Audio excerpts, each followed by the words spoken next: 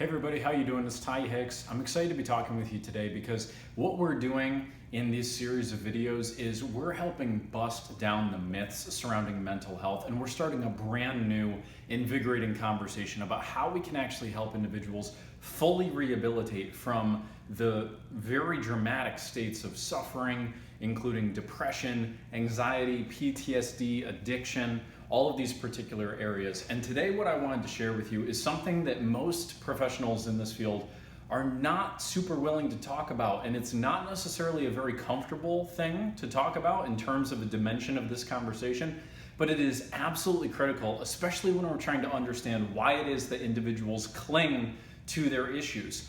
Now, I'm going to use that language very purposefully, and yes, that's exactly what I mean. Believe it or not, we cling to our sources of suffering. So whether or not that is that we are depressed, perhaps even in a suicidal tendency, perhaps we have very debilitating anxiety, perhaps we identify with the term chronic stress, perhaps we're dealing with some very significant anger issues, perhaps we're dealing with trauma even. One thing that I want you to understand about these issues, regardless of whether you in particular are suffering or if there's somebody else in your life that is suffering, is I am by no means belittling the experience at all. I understand that these experiences are incredibly debilitating. I understand that they're very painful to be going through. And I know that at a conscious level, no individual would choose to engage in this form of suffering. So I'm by no means indicating that this is something that individuals are consciously using in order to manipulate others or to try to selfishly serve their own needs. I'm not saying that they're achieving that at a conscious level, but what I do want to make sure that you understand, and this is something that you may have already discovered in one of our other conversations, is that a profound reason why these issues seem so sticky, a profound reason why these modes of suffering seem like they're inescapable very often when we're inside of them, is that they happen at the level of the subconscious mind. Consciously, at the level of our actual active thoughts, we know that we want our life to look differently, right? We know that we want better relationships, better finances, better career, more motivation. We want to feel excited every day, etc. We know where we want to take our life in general terms, but why is it that we keep getting held back? It's like we're pressing down on the accelerator with the emergency brake on at the same time. And the reason why that happens, my friends, is because these patterns that keep us at bay are happening at the subconscious level. That's why they're so difficult to put our finger on and for us to be able to actually learn how to reverse, unless you actually have an experienced guide who knows how to get you to that place and can show you how to interrupt those patterns. So everything that we're exploring here in terms of anxiety, depression, any of these particular forms of suffering is happening at both a conscious level and a subconscious level, and in most cases, the vast majority of the issue is actually at the subconscious level. So what I want to open up a conversation with today is helping you to understand what the 10 most common ways are in which individuals will subconsciously cling to their problems. And why is this important? Well, it's important because if you can understand what some of the side benefits are of being in a state of despair, and there's lots of different forms of that, then we can start to engage in a new conversation about how we can meet those needs through empowering vehicles as opposed to disempowering vehicles. And we can start to actually chart a path to actually getting to full recovery, which is an exciting journey, obviously.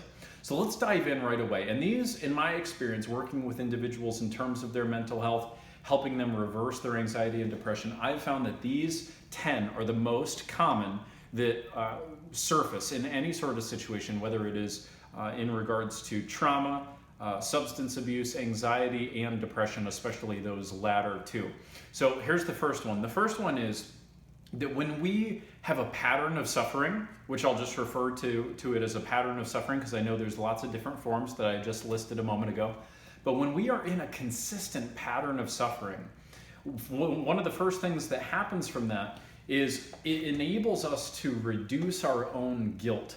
So if there is something that we've been actually guilty of doing in our own life, and we have actually caused a bad series of events to befall somebody else in our life, and we too now are entering into that situation with some very negative feelings, by embracing a feeling of suffering, one of the side benefits that we get is it helps us reduce guilt. You know, we feel that if we're in a lot of pain, it enables us to relieve the amount of guilt that we're feeling for what we may have done to somebody else. So I very often see this in romantic relationships in particular, where say a husband may have committed some infidelity, or a wife, and what will happen is the husband or the wife will then fall into, you know, a mode of depression, for example, and by bringing the attention and the focus to the fact that they are depressed, they feel like they are contributing a form of penance. And so thereby they are reducing the amount of guilt they have for any actual wrongdoing that they may have committed. It doesn't have to be an infidelity situation, it could be all sorts of different things, but that's one of the very first things that our suffering enables us to do, is make us feel less guilty for the things we actually should be taking responsibility for. So it's a very important thing to take notice of. Now, the second thing that our mode of suffering enables us to do, which is destructive in the long term, is it actually brings sympathy from other people. And this is especially particularly unique to the form of suffering of depression. So when people are in a state of depression, even in suicidal depression, what you'll experience is that these individuals at a subconscious level quite literally are crying out for attention. And I am, by no means am I belittling the experience. I'm not saying that people are choosing to be depressed to get attention. That's not what I'm saying. What I'm saying, however, is that we have profound human needs at the subconscious level, and our subconscious mind will do strange things in order to make sure that those needs get met. And so if we can become conscious of what our subconscious mind is doing, we can adjust the patterns of our subconscious mind in order to actually match up with the wishes of our conscious mind. So that's what I'm trying to help you do here. And what happens in virtually any instance where somebody is exhibiting extreme anxiety or depression is they are getting sympathy and connection from somebody in their life in almost every case. Now, if there aren't many people in their life that they're actually getting sympathy and connection from, what they will actually be able to do is connect with themselves. So this is not the subject of this video, but there are 6 profound human needs that guide all human behavior. This stems from human needs psychology, and it's a very important way to look at all human behavior, because when you start to understand this, you'll see why it is that we do what we do. But one of those needs is connection. We are hardwired for connection, and you know this. It's absolutely integral to the entire human experience is to connect with other people, because it's a survival mechanism, right? We have to be connected or else we die. That's, you know, how we evolved. So we have to be able to feel connected with others, and if we can't find an empowering vehicle to do that, very often the subconscious mind will install a disempowering vehicle to help us get connection with other people. Now, if we are even suffering and failing to get connection with other people, we will even connect with ourselves. So what we'll do in a depressed state is we'll get depressed, we'll be downward, we'll be sad, and we'll go inside of ourselves and connect with ourselves and give ourselves sympathy, you know, because, you know, by God, we've earned it, right? Is kind of the mentality there with somebody who's dealing with depression. And again, none of this is hearsay. This is all from direct observations of individuals who are dealing with these issues and helping them fully rehabilitate in a very short period of time. So this pattern is in almost every single one of the cases. There is somebody or someone that they're getting some level of sympathy and connection from because of their problem, and they will cling to their problem for that reason. Now, one of the other big reasons, so our 3rd out of 10 reason why people will cling to their state of suffering, is that it will actually enable somebody to justify leaving a relationship. So this is particularly seen especially in familial relationships or romantic relationships. So I've had clients who have been in a situation where they're exhibiting depression, and by the time they actually come into my office, they have already severed ties with somebody in their life, whether it was a best friend or a lover or somebody in their family. And in their own mind, because they are suffering so deeply, and because this person in their life they associate as being a trigger for part of why they're suffering, they will therefore justify leaving and ending the relationship. So it becomes easier to just cut off somebody else and claim that they are doing something to you, that they are making you feel a certain way, and that therefore it's easy to remove them from your life. And very often, again, in probably at least 9 out of 10 cases I've found with my clients, is that is not a long-term formula for success and happiness. There are those rare, very rare occurrences where perhaps the very best thing is for a real separation to take place, but very often if somebody is exhibiting depression and they've severed a relationship, they did not really mean to sever that relationship, because who we show up as when we are suffering is the worst part of ourselves. And so when we make decisions from that state of suffering, it's always the wrong decision. And so what I find is that people truly did not mean to cut those people out of their lives. It's just that they felt an act of desperation was needed, and perhaps even a level of impatience. And the fact that they're suffering so much makes them feel a little bit better about actually ending things. So that's a third important reason. Now, a fourth reason why people cling to their problems is that very often the suffering that you're experiencing as a pattern can become an excuse for avoiding obligations. So I find that this is especially particularly common with parents who are depressed. Again, not every depressed parent, because I've also worked with depressed parents who don't take care of themselves at all, but absolutely make sure that their children are taken care of.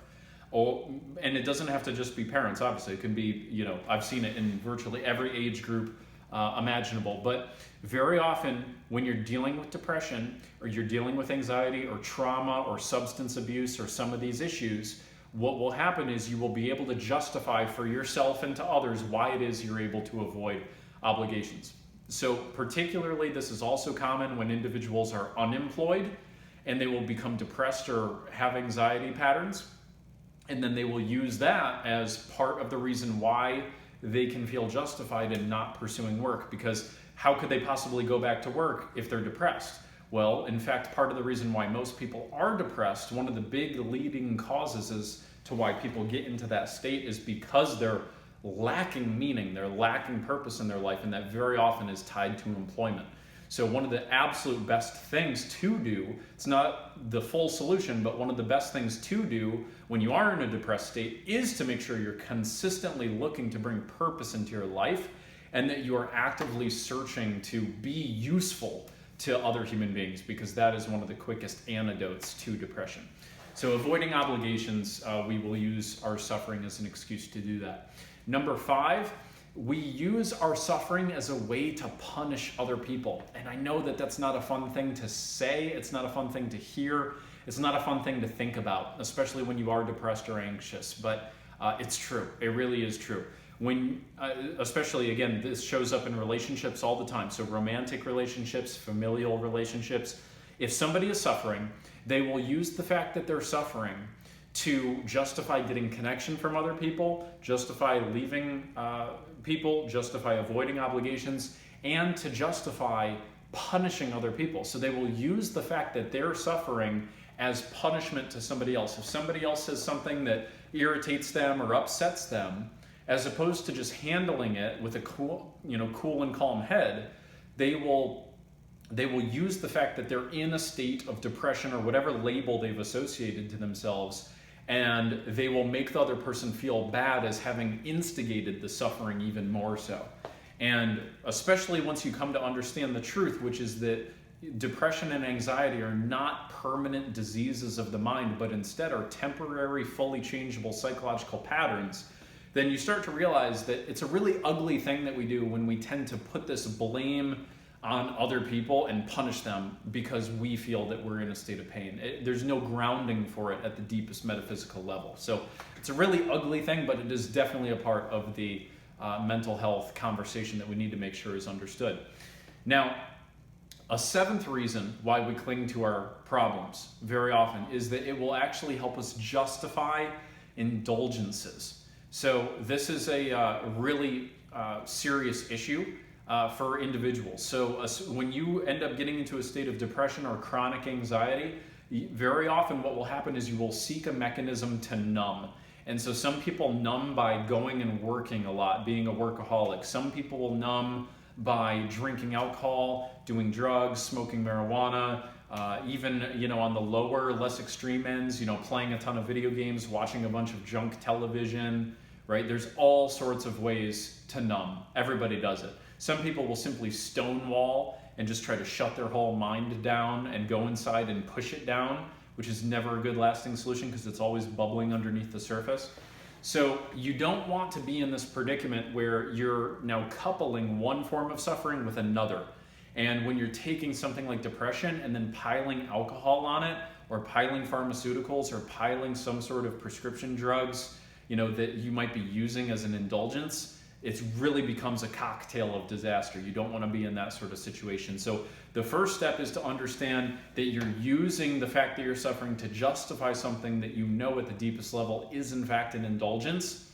And the second form of starting the path to rehabilitation is obviously you've got to figure out how it is you're going to become aware of these internal subconscious patterns that are holding you at bay.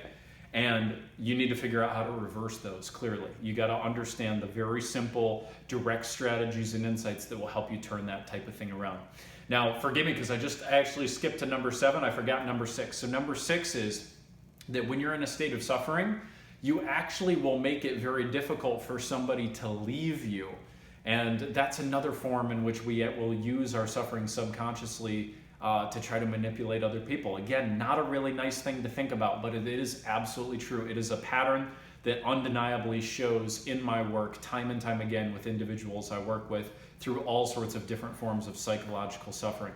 So, if you're in a state of depression, you're in chronic anxiety, you're having anxiety attacks, you're dealing with substance abuse, whatever, it's as if you had like cancer or something like that. Somebody's going to feel guilty about potentially ending a relationship, even if over a very long period of time you've actually been draining their batteries for a long period. They don't feel energized around you, and they know that being in the relationship is not best for them.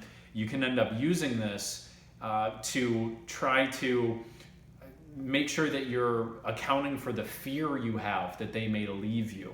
So when you're particularly afraid somebody might leave you, you will especially cling to your problem and amplify it subconsciously so that the person will feel guilty and hopefully decide to not leave you. And that's just a game that no one wants to play. That is not how you need to be living your life. There's so much better ways to improve your relationships, to improve your mental health, and improve your overall spiritual journey of growth.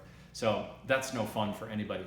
Number 8, you can actually use your suffering as a way to dominate other people. So not just keep them from leaving you, not just justify leaving people, but actually dominate other people. So one of the most common ways in which this is used is, especially for individuals who are suicidal, who are vocally suicidal. So in my experience, there are essentially 2 forms of suicidal individuals. The individuals that are trying to push all their feelings down and who end up getting to a spot where they believe that they have to take matters in their own hands, that they have to create some form of a solution to their problem because no one else would understand what they're going through and no one else is going to be able to actually help them.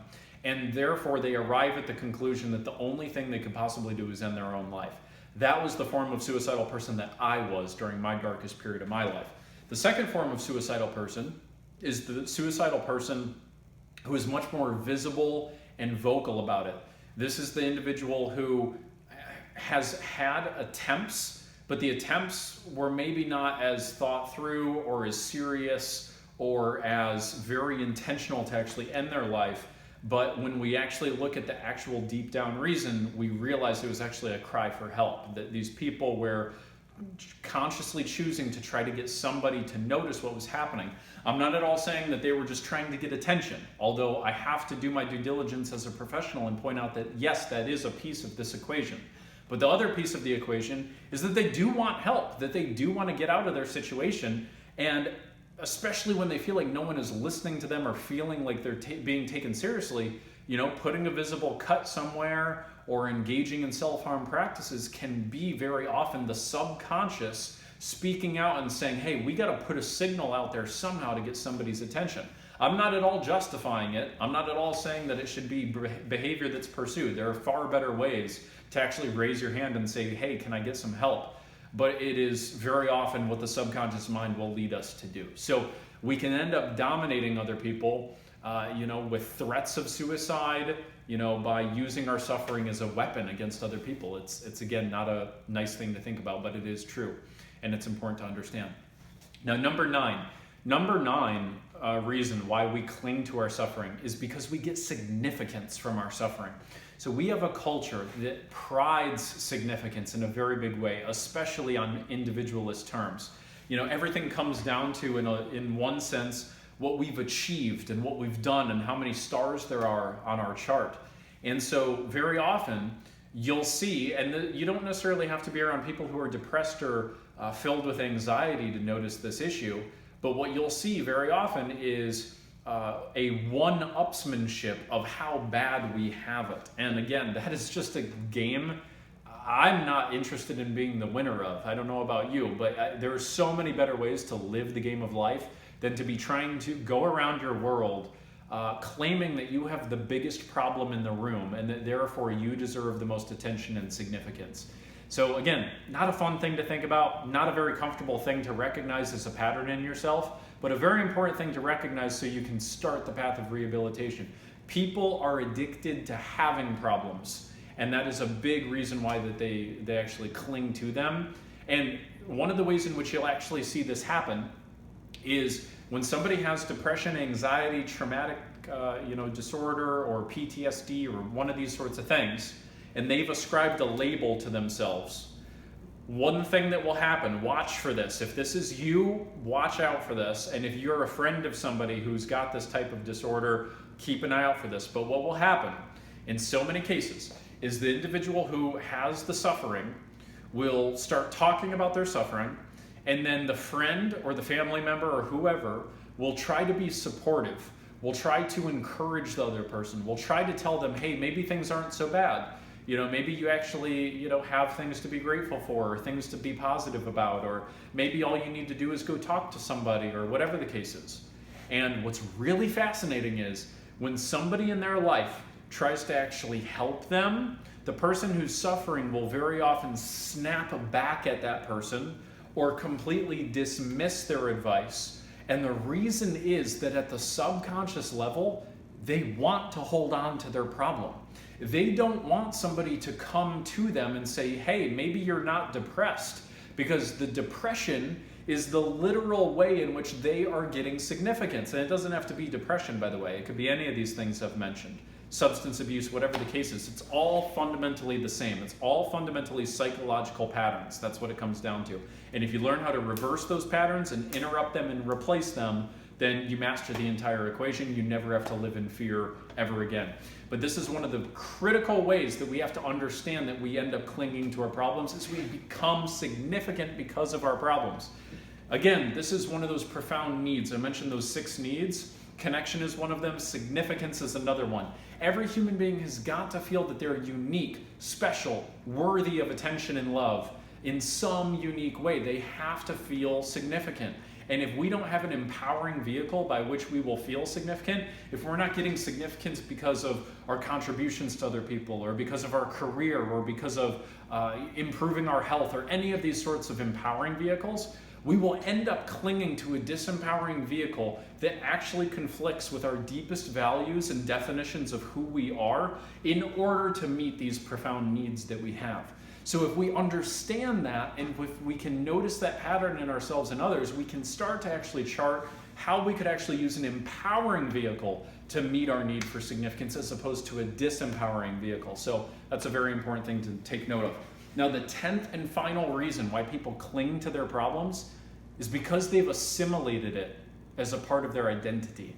And this is where change becomes particularly difficult, and this is why I have such a sincere professional disagreement with the majority of professionals in the mental health space who seek to diagnose and label people, giving them labels such as generalized anxiety disorder, manic depressive disorder, bipolar disorder type A and type B. Okay, all of it fundamentally at the mechanical level of your nervous system comes down to temporary, changeable, controllable psychological patterns. Let me ask you, Have you ever had a time in your life where you either picked up a habit or you dropped a habit? Maybe you started working out consistently, or you went from being obese to dieting, or just the opposite perhaps, or maybe you started smoking cigarettes or you quit cigarettes, or whatever the case was, right? Think of a time like that where you had to make a serious life change, and remember how foreign that new behavior was for a while until it became automatic. Well, the mind works exactly the same way. It comes down to a matter of conditioning, but the problem is it's happening at the subconscious level. These issues of mental health are happening at a level that goes deeper than our conscious mind, meaning that we can't just use self-help methods and quick tips and little things like that to actually create a fully sustainable solution in which we eliminate the problem from the source. That requires an experienced guide who understands the mechanisms of the subconscious mind and can help you actually learn the very simple daily disciplines you need to reverse your own psychological conditioning, so that you can make sure that instead of habitually becoming depressed and habitually becoming filled with anxiety, you can actually shift your emotional center of gravity so that your new center of gravity becomes a place of joy, excitement, exhilaration, passion, wonder, curiosity. It doesn't mean you're never going to get stressed again, doesn't mean you're never going to get angry again, but it makes it so that instead of you being at a level 7 depressed on most days, and therefore on your bad days you go to like a 10, it means that most days you'll actually be joyful, you'll be confident, you'll be excited. It means your emotional center of gravity is shifted, so even when life comes at you and throws unexpected things at you, you're prepared, you're ready, you're more resourceful, your emotional fitness has been increased. That's the journey that I take my clients through, and the journey that I think you wish for yourself as well. You want to not just be able to have a quick fix, you want to be able to take this problem from the root and tear it out and be able to make sure you don't have to live in fear of it dominating you anymore. So anyway, I'm sorry, quick aside, but the 10th and final reason I mentioned is identity. So when we get these labels, when we go to a professional and they give us one of these labels, guess what happens? Something that is actually a changeable, controllable, temporary psychological pattern now becomes part of who we believe we are. And it becomes much more difficult to change an actual pattern of behavior or thought when you believe it's a part of who you are, when you believe it's a disease you have, when you believe that you are broken, as opposed to simply you got off track and you need a little bit more coaching and processing to make sure that you get the right strategies to get back on track. And hey, look, I get it. You're probably skeptical that this is something that can actually turn around for you. And you know what? To be honest, I'm not sure if it is either, because you also have to have 3 characteristics in order to make lasting change in any area without a doubt, regardless of whether you work with me and my team to make it happen or somebody else. So if you're curious what those are, if you're curious if this is something you can actually turn around in a quick period of time, I encourage you, shoot us a message, schedule a call with us, do whatever you need to do so that you can actually get the answers you need to actually figure out how you can fully eliminate this problem of yours and get on a path of real sustainable progress. It's possible, it can be yours. I'm excited to talk to you again soon. Take care for now.